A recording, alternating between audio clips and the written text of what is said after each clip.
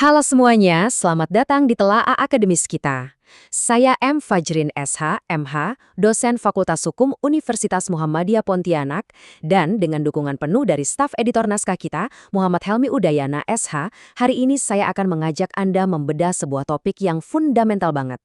Sering kan kita dengar asumsi kalau hukum itu cuma sekumpulan aturan kaku yang membatasi ruang gerak kita. Padahal kalau kita telah lebih dalam nih, sistem hukum itu ibarat sebuah arsitektur agung. Semuanya dirancang dengan sangat presisi, sistematis, dan pastinya punya fondasi yang luar biasa kuat. Nah, sebagai pemanasan, mari kita intip sedikit cetak biru atau silabus dari obrolan kita hari ini. Kita akan bahas 5 hal utama. Pertama, soal asal-usul dan bentuk fisik hukum. Kedua, ruang lingkup dan di mana hukum itu diterapkan. Ketiga, karakteristik fundamentalnya. Keempat, kita akan lihat rujukan literatur kita. Dan kelima, kita tutup dengan satu diskusi kritis yang pastinya seru banget. Oke, kita langsung aja masuk ke bagian pertama, asal-usul dan fisik. Kita akan membedah dari mana sih hukum itu sebenarnya berasal dan seperti apa wujudnya di tengah masyarakat. Pertanyaan mendasarnya gini, di mana sih kita bisa nemuin aturan-aturan yang mengikat hidup kita ini? Secara klasik, jawabannya ada di 4 sumber utama. Pertama, tentu saja undang-undang. Ini aturan resmi bentukan negara. Kedua, kebiasaan. Aturan yang nggak tertulis, tapi hidup dan dihormati oleh masyarakat. Ketiga, traktat, yaitu hukum yang lahir dari perjanjian antar negara. Dan keempat, jurisprudensi, alias hukum yang terbentuk dari putusan-putusan hakim terdahulu. Tapi tunggu dulu, ada pandangan yang sangat menarik dari sarjana hukum terkemuka, E. Utrecht. Beliau merasa 4 sumber tadi belum cukup, jadi beliau menambahkan satu lagi, hukum ilmu atau doktrin. Maksudnya gimana? Utrecht berargumen bahwa opini ilmiah dari para pakar hukum itu faktanya sering banget jadi sumber hukum yang sangat berpengaruh, terutama nih kalau undang-undang belum mengatur suatu masalah secara spesifik. Dan kalau kita bicara soal dinamika, teori dari Prof. Dr. Ahmad Sanusi ini menurut saya brilian banget. Beliau bikin kategorisasi yang jauh lebih komprehensif. Coba perhatikan poin ketujuh. Beliau berani memasukkan sumber yang sifatnya abnormal, yaitu hukum dalam pengaruh revolusi. Ini ngasih kita perspektif baru bahwa pergolakan sosial atau revolusi yang mengubah negara itu pada akhirnya diakui sebagai rahim yang bisa melahirkan sumber hukum yang sama sekali baru. Terus, dari asal-usul tadi, gimana sih wujud fisiknya? Nah, wujud hukum ini umumnya bisa kita belah jadi 2 bentuk utama. Di satu sisi, kita punya hukum tertulis. Ini jelas ya, sifatnya kaku, dikodifikasi, dan dicatat resmi dalam dokumen negara. Kepastiannya absolut.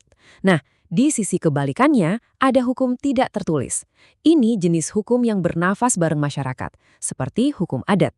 Tapi ingat Prof, Ahmad Sanusi juga ngasih nuansa akademis yang menarik.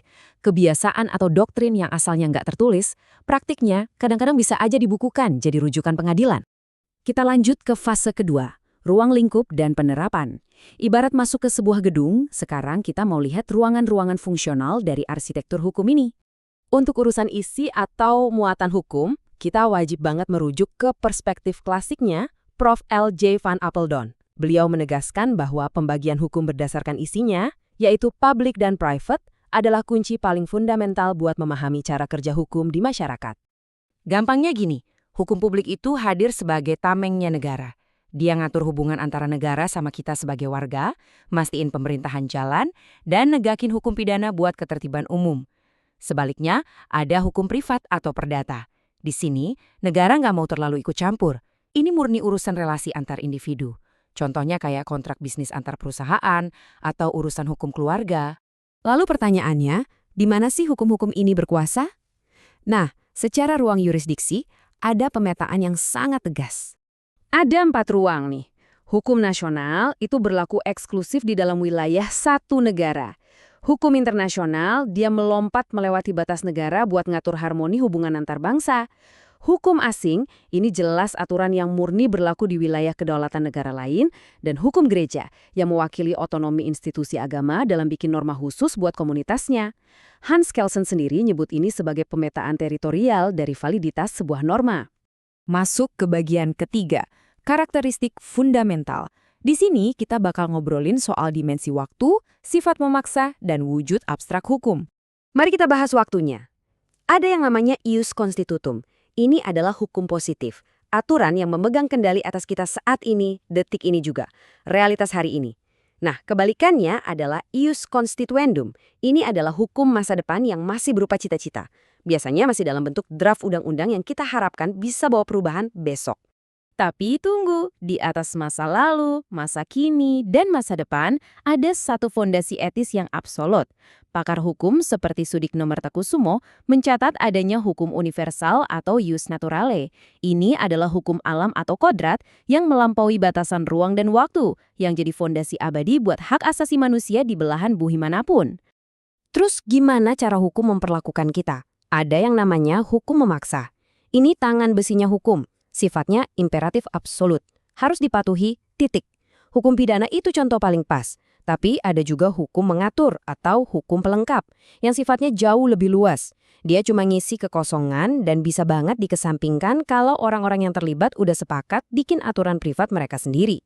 Dan klasifikasi terakhir dari segi artikulasinya. Hukum objektif itu ibarat payung raksasa di atas kita semua. Berlaku umum buat siapa aja tanpa pandang bulu.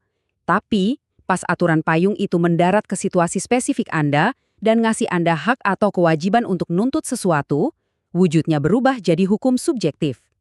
Jadi, hukum subjektif itu hak real di tangan Anda yang asalnya dari hukum objektif tadi. Bagian keempat, daftar pustaka rujukan. Tentu saja telaah kita hari ini dibangun dari fondasi literatur yang sangat kuat.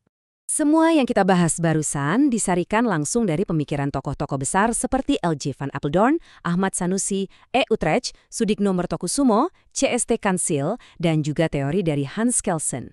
Dedikasi pemikiran merekalah yang menyusun cetak biru sistem hukum yang kita nikmati hari ini. Akhirnya kita sampai di bagian kelima, diskusi kritis. Waktunya kita menantang konsep-konsep klasik tadi.